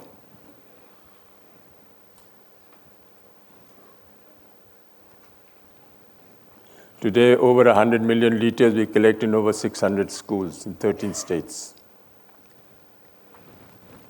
I went to Sikkim. And in Sikkim, they have a World Bank, they used to have a World Bank scheme of taking water from the river and take it up the mountain. This was a World Bank scheme of millions of dollars. And then from the mountains, through gravity, go to the villages. So I went to the chief minister at that time, Mr. Chamling. And I said, so why don't we do some rainwater harvesting? And he said, you must be a Bengali. I said, yes, I am a Bengali. Bengalis, mad people. They come with all these crazy ideas. No chance.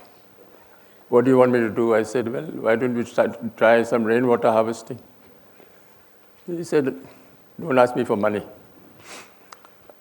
You do whatever you want, but don't ask me for money. With Sikkim knowledge, Sikkim youth, Sikkim materials, we built a 160,000 liter rainwater harvesting tank on top of the village called Sadam, Namchi. Went back to the chief minister and said, please come and open it. He said, you've done it? I said, yes, I've done it. He said, I'll bring my chief engineer along. I said, you bring your chief engineer along. So he brought the chief engineer along. And the chief minister turned to the chief engineer and said, you told me it was not possible. Dekhiye, 160,000 liters. Yahi dekha. What do you have to say? And you know what the chief engineer said? He said, sir, it was not in my curriculum. Can you imagine? Chief engineer of a state of Sikkim saying it was not in my curriculum and common sense didn't feature here. It's the same in Rajasthan. There is this 300-year-old dam, broken, strategically very well placed. I went to the additional chief engineer of BNR, PWD BNR, and I said, why don't you revive this dam? And this is strategically such a well-placed. Can't be done, sorry. I said, why? It's already there, you just have to put in some stones and make it work. Possibly, not done, so sorry. All right, so we went to the community, raised some money, built the dam. Today,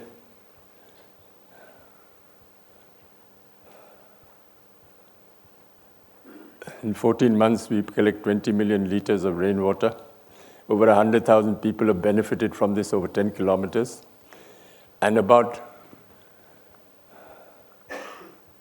100 hand pumps have been revitalized. Open wells of water is coming in because we did that dam. All at the cost of 18 lakhs, which is actually the cost of one tube well today. Common sense is the biggest casualty in the engineering sector today, sadly speaking. We have 2 green schools in Tilonia. About 400 boys, girls come there. And they're all learning about organic food.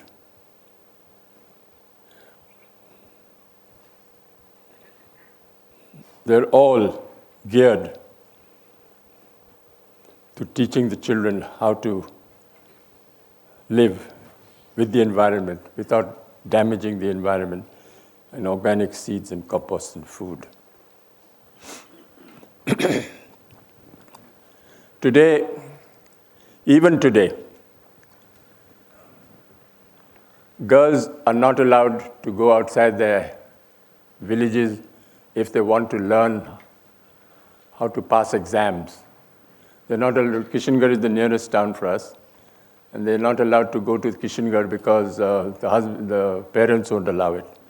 So we started something called the Digital Village Learning Centers in the village itself, where we gave 3 or 4 computers, and they go and sit and learn how to pass exams.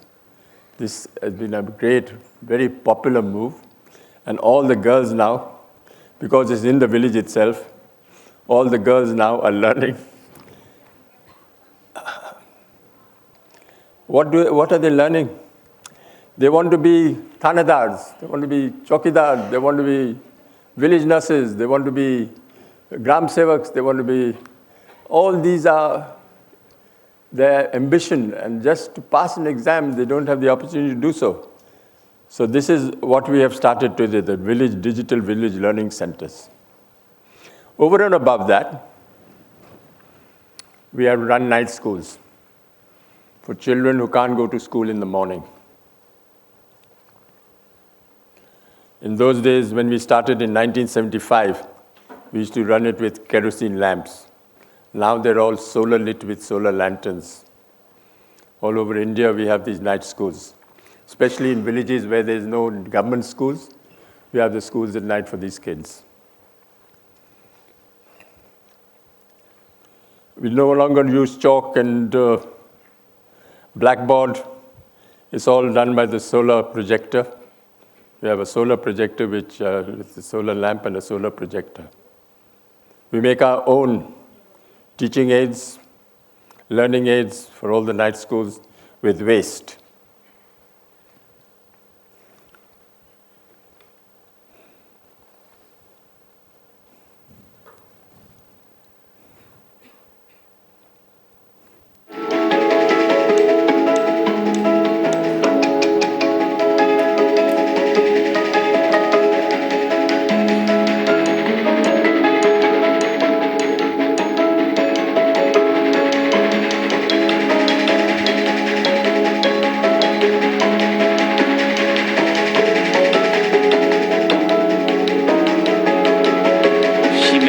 Same as she was. They shot me on the left side of my head, who has prayed for my fast recovery and a new life. Here's Malala Yousafzai. She's appearing at Caesar's Palace.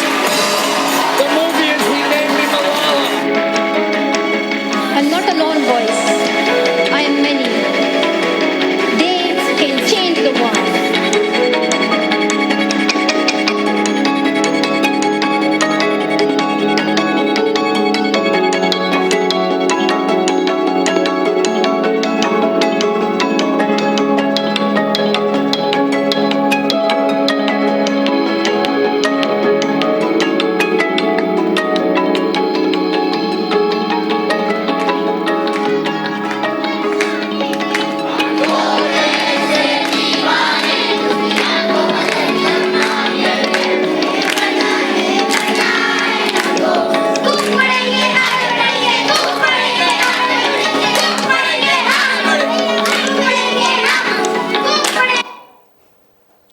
Every 5 years, we have an election. 7,000 children between ages 6 and 14 participate in a democratic process, and they elect a prime minister. The prime minister is 14 years old. She looks after goats in the morning, but she's prime minister in the evening. She has a cabinet. And that cabinet monitors, administers, and supervises the schools. Very serious, the cabinet meetings. If the prime minister happens to write me a postcard saying this teacher is misbehaving, he's disciplined. So it's a very serious issue here. All the prime ministers, fortunately, are girls because they outnumber the boys. So the boys don't like it at all. But I said, you have to settle for the Speaker of the House or Leader of the Opposition. You can't become a Prime Minister because the girls have outnumbered you. 5 years ago, no, 6, 7 years ago, the Prime Minister got the World's Children's Prize from the Queen of Sweden on her left. And the Queen of Sweden couldn't believe this woman who had never been outside her village had so much confidence, and where did she get her confidence from? And she asked me to ask her where did she get her confidence from? So she looked at the Queen straight in the eye and said, please tell her I'm the Prime Minister.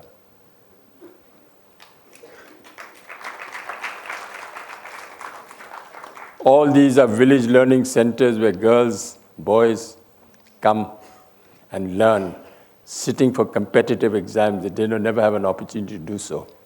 But this is going to be the breakthrough for the girls, break the glass ceiling for the girls in the villages today in Rajasthan.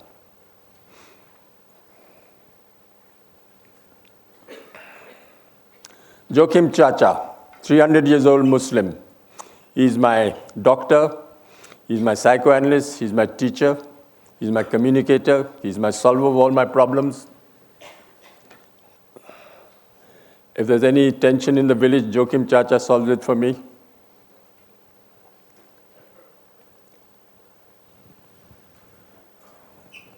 These puppets are made out of recycled World Bank reports.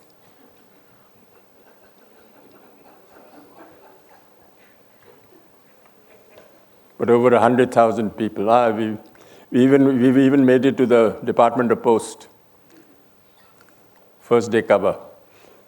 Also shake to the Prince of Wales, and we made a puppet for Dalai Lama as well.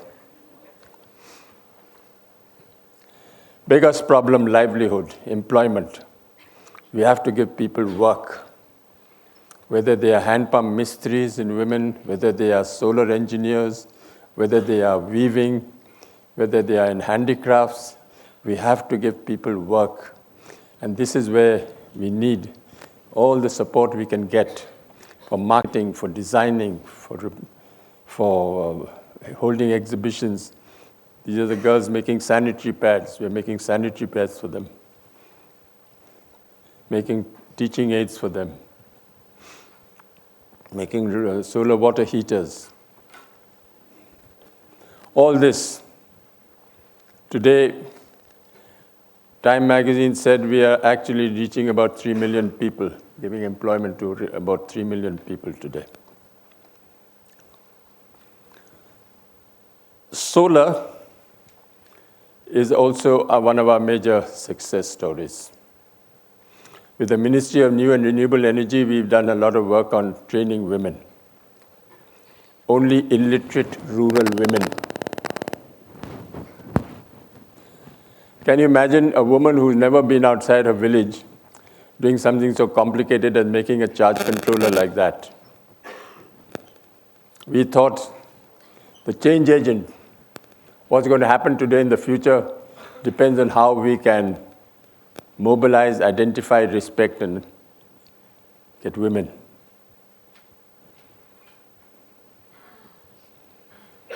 We went to Ladakh. And when we solar electrified this lady's village house, we asked her, what was the benefit of solar energy for you? And she thought for a minute and said, it's the first time I can see my husband's face in winter. Can you imagine? We've been to 37 countries in Africa, all using lamps like this, using different names. Why is it that we can't give a solar lamp? Why is it that they have to spend so much money walking 10 kilometers for 5 liters of kerosene? So we thought we would focus on women. In the poorest villages around the world, people are looking for solutions to poverty, pollution, access to clean water, and gender inequality. But one solution has been right there before our eyes. A woman. Her voice, silenced for generations, often by her own community, is now being used to inspire and transform. Her lack of formal education isn't her limitation. She has the gift of traditional knowledge and conventional wisdom, and the courage to help us create a sustainable world from the ground up. Releasing her potential starts with a journey, one that begins in Rajasthan, India at Barefoot College, where she meets a world full of new challenges and possibilities. We see her and women like her learning new technology the practical way, giving them the skills they need to become barefoot solar engineers, pioneering change. Upon returning home, she brings light that illuminates homes and powers night schools. She develops clean drinking water systems and teaches others to do the same, paving the way for a better quality of life for all. The proof. Today, over 1,200 villages are solar electrified in 64 countries, bringing new life to over 500,000 people, one woman at a time, one village at a time, one country at a time. The search is over. She is the solution. She is a barefoot woman, and she is our future. the change we would like to see in the world starts by empowering her. Share her story. Share this video and join the movement.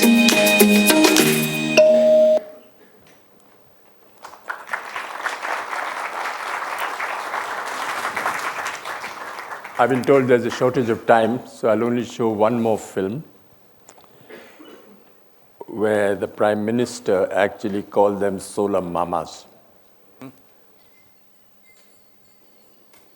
One of our best partnerships in the area of skills is the training of solar mamas. Every year, 80 African women are trained in India to work on solar panels and circuits. After the training, they go back and literally electrify their communities. Each woman is responsible for electrifying 50 houses in her community on return. And you'll be surprised. A necessary condition for the women to be selected is that they be illiterate. So I think I've been asked to conclude because I think the time is up. It's always a pity, Mr. Roy, that people like you who can...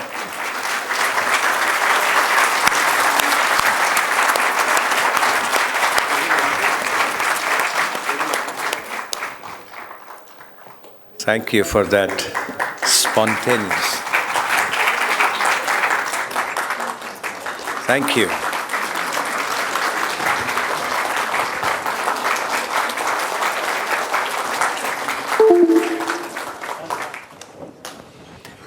It is such a... Anyway, I'll leave it at that. Wonderful to have both of you here, Kirtee Shah and Bankar Roy. Two people who can inspire you, and all of you here and those who will watch this on social media, if it can make some change in your life, if you can share the story as this film said, we can go places with that. You can change the way you shape India's destiny and your own lives. Okay, let me acknowledge the presence of Professor V.K. Paul. He's also a member of the Governing Council. You could stand up and they'll know. I'll now be inviting Mr. Sandeep Narang, who is also a member of the Board of Governors. There he is. Come, please come. Many of you know Sandeep Narang. He's a hero in some ways for many of you who are faculty in colleges and such. Can I request Sandeep to now invite a few more people while I invite Gurmeet Singh here, V. Suresh, Mr. V. Suresh. Yes, sorry? No, he's not come. Of course, Professor V.K. Paul. Anyone else? Sorry? Of course. Mr. Professor Bajpayee is here? Shailendra Kumar Tiwari, sir, from KITE, sir. Come. Anyone else?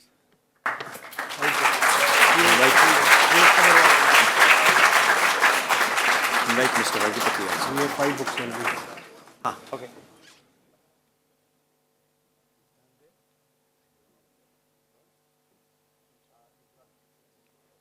The book is going to.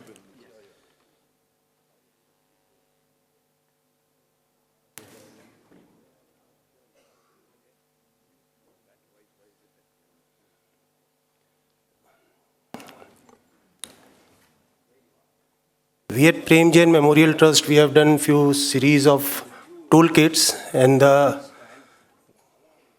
beautiful thing about these toolkits are that they have been designed and the work has happened from the students also.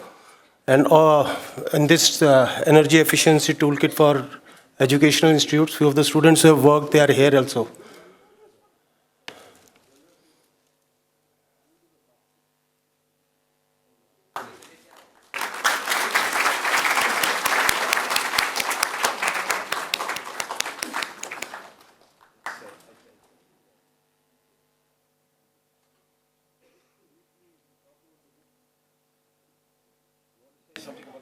Yes, I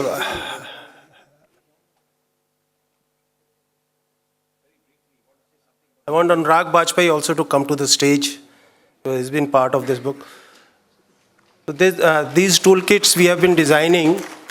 This we started when at COP26, Honorable Prime Minister talked about our carbon program for India. So we started with net zero plastic, then water efficiency in educational institutes, then now energy efficiency, and we want to take this program forward. Thank you.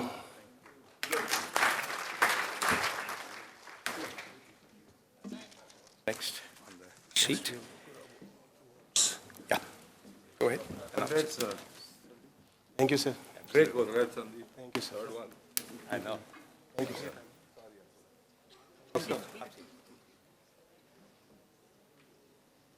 We want Suresh sir to stay. Suresh sir. And VK Paul sir also. VK Paul sir, request you to also to stay over here.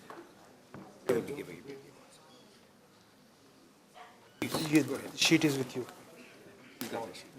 1 by 9 challenges. जिसको बुलाएंगे उसको भी take करनी है. Order में. These are all in order. अगर दो लोग बुलाओगे तो दो पढ़ा देना. So I first request V. Suresh sir. We had few competitions going during our Harit Prem Bharat Mahotsav. So we request V. Suresh sir to announce the awards for digital facade design and My Green Day at College.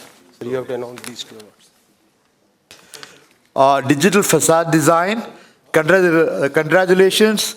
The second prize goes to Pradhanya Valavanka, Bharatiya Vidyapith, College of Architecture, Pune. Around there? Is it there? And the first prize goes to Manika, Abhishek, Manik and Raza from the Rick School of Architecture, Amity, Noida. Congrats. The second one is the award for My Green Day at College. Congratulations, the winner. The second prize goes to Aisha Siddiqa, Lady Irwin College, New Delhi. Congrats to Aisha. And the first prize goes to Shreyas Pawar of Bharatiya Vidyapith, College of Architecture, Pune. Good. Thank you. Congratulations to the winners. First prize. We have to give the award? We have to give the award? Yeah, I would like to, in fact, when I announce the name, I hope they are there. Aisha is there? Manika is there. Manika is there for the first one on the digital facade design. First prize goes to Manika. I want Manika to please stand up. Hello. Good, congrats. You're going to an award now? Award will be given separately. Okay, thank you. So next in line, I request Dr. VK Paul sir to announce the winners of Green Reel competition and Green Photography competitions. Thank you very much for giving me honors to announce the winners. Green Reel winners first. Okay, start the other way. Third goes to Sudeepa Nath Kirtee, Lady Irwin. Is she there?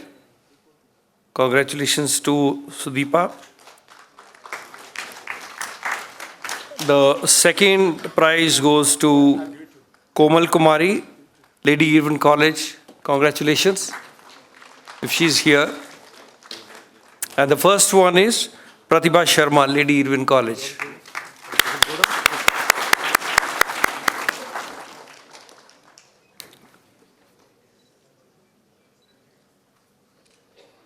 And Green Photography Award, the winners. The third prize is Akash Gupta, BTech CSC. Akash Gupta. The second prize goes to Sivani, Lady Irwin College. And the first one is Saurav Karamkar. Congratulations to all the winners. Thank you.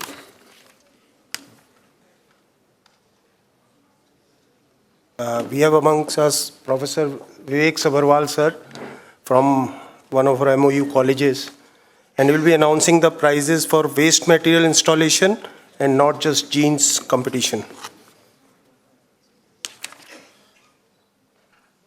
Okay, for the waste material installation, I'll start with from the third prize. The third prize goes to Bhumika and team from Sanskriti University. Are they there? Just wherever you are, just stand up and raise your hand so we can acknowledge your presence. Second prize goes to Jyoti and team, again from Sanskriti University. If you're there, please rise so we can acknowledge. The first prize, incidentally, goes to my institute, APJ Institute of Technology, School of Architecture and Planning, Sukanya Patel. Sukanya, are you there?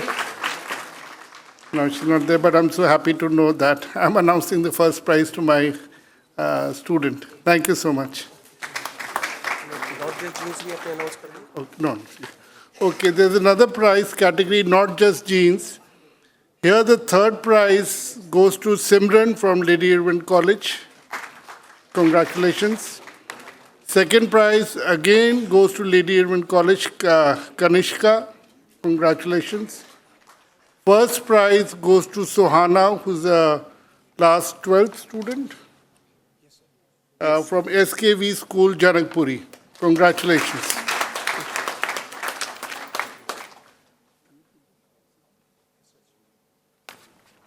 Now I request Siddharth Jain sir from Kite Group of Institutions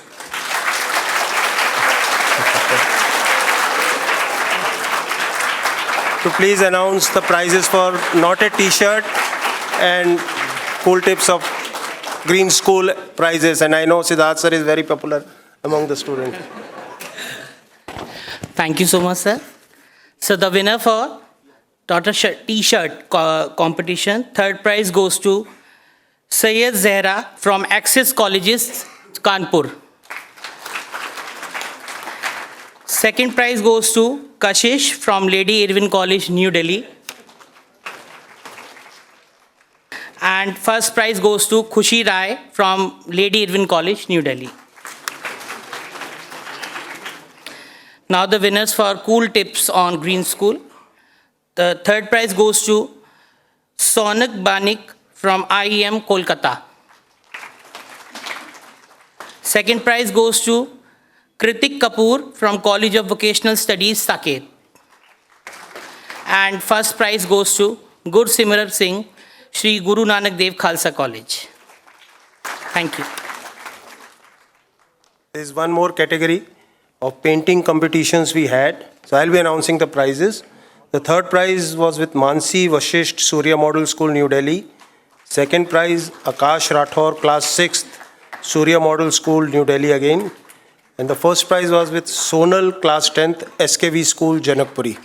Congratulations to all the prize winners, and the prizes will be reaching them. Thank you. Thank you, Dr. Hariharan. How we are absolutely on time today. We are, I think, about 2-3 minutes ahead. I can't but thank these people enough, the two of them here. I personally carry some very remarkable sentences and thoughts and lines that they have both offered. The work of Mr. Roy is also as powerful as that of our architect Kirtee Shah. I'll continue to call him architect Kirtee Shah.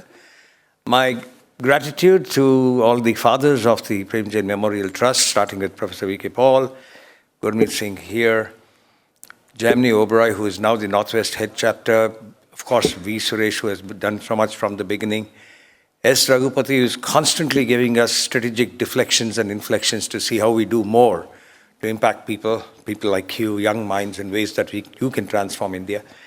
Many others here, I'm not taking names, of course, Sandeep Narang and Yatin Malik here, who are all the background, the guys who do it at the back end and who are unsung all the time. To Mrs. Renu Jain for being there constantly, like keeping the memory alive, and Payal Jain. Thank you so much. And come, please come.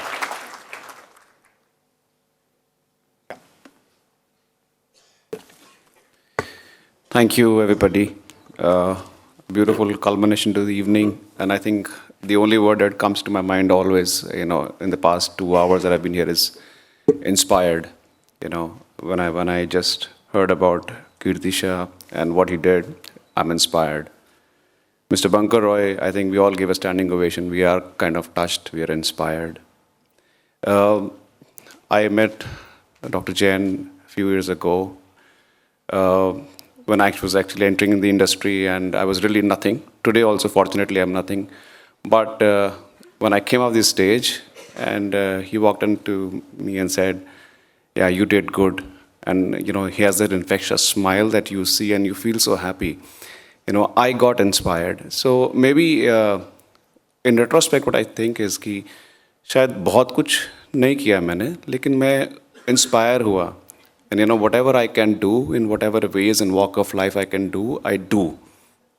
So, you know what probably Sir did when he walked out of his education and didn't complete his, you know, his degree course is not to say that you don't complete your education, but is to say, get inspired and look out of the box.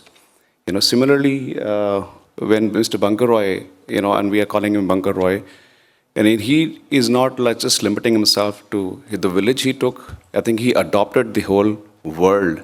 So get inspired. And that is what I think the whole idea of today's, this evening is. You know, people, you know, we all have our parents and, you know, we all have our mentors and they leave legacy. और वो legacy क्या होती है कि वो could be, you know, किसी की will में होएगी, किसी की property होगी, but that only goes, you know, it could be your karmas, could be your value system. It goes to, you know, it goes to you or it goes to your near ones or probably, you know, few more people. But when that legacy, you know, kinds of touches society, you know, at a nation level or maybe at a global level, it's as the time when you become legends. You know, and that is what is difference between, and again I would say the only thing that matters is being inspired and you become a legend. हम लोग भी कैसे, you know, हमारे legends बहुत सारे होते हैं. Sorry, I'm going to take one more minute before I conclude, is because I feel very happy being here. You know, this is for me my greatest moment. You know, when 8 years ago I met Dr. Saab and he said to me, you did well. And today I'm here, you know, thanking him for being there. It's one of the greatest moments. So I feel inspired. तो normally क्या होता है कि हमारे सबके अपने अपने inspirations हैं. कोई भगवान राम को मानता है, कोई, you know, mortals जैसे गांधी जी को, किसी को भी. You can have your inspirations. पर हम लोग जाते हैं, हम मंदिर जाते हैं, तो हम लोग क्या करते हैं कि हम normally, you know, we stand there. We don't know whether God is there or not. You know, maybe He's looking, whether He's listening to your prayers or not. But you go there and you make a commitment to Him. You know, like I will improve, or I will do this, and I will kind of do better, or whatever, thinking that He's listening. And today, I think it's one of the same moments that we come here, we get inspired, and I know Dr. Jain and everybody feels that he's here, and I'm very positively saying that he is here. Maybe we're just not able to see him. But let's all make a commitment to him, you know, for the vision that he walked, for the theme that he dreamt, and, you know, whatever he inspired us to be. Let us all make a commitment that we will become the ambassadors. We will come here every year. एक हमारा समागम होएगा, हम हर साल आएंगे. We will come here with energized, you know, renewing our commitments and living the dream that he walked and he talked us. Thank you so much all for being here. Really appreciate it. Thank you. Thank you, Ashish. Prem Jain. Not to wind this up, she has so much to tell us, and for the last 4 days she's been full of little reflections that she can share with you. Over to Prem. I look at all these bright, happy faces, and thank you for staying. Thank you for being here.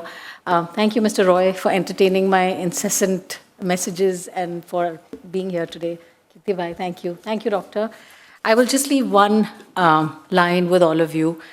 Reach high, for stars lie hidden in you. Dream deep, for every dream precedes the goal. So you guys are leaving here inspired, and I hope you will join, and you will join this green movement and make a difference in your own sweet ways. Thank you very much. Thank you, everybody, for being here. Thank you.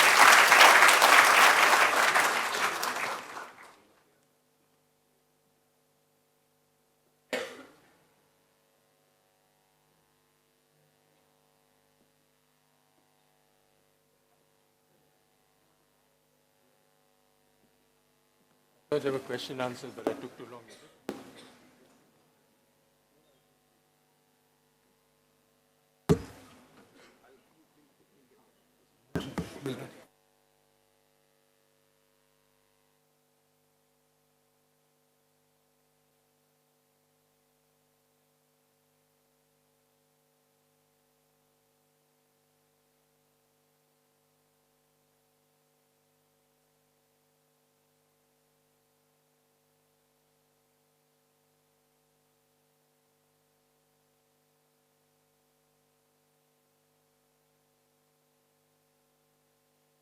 We have, there's a arrangement for high tea outside in the lawns. I request all the students and visiting faculty, visiting guests to please be there for that.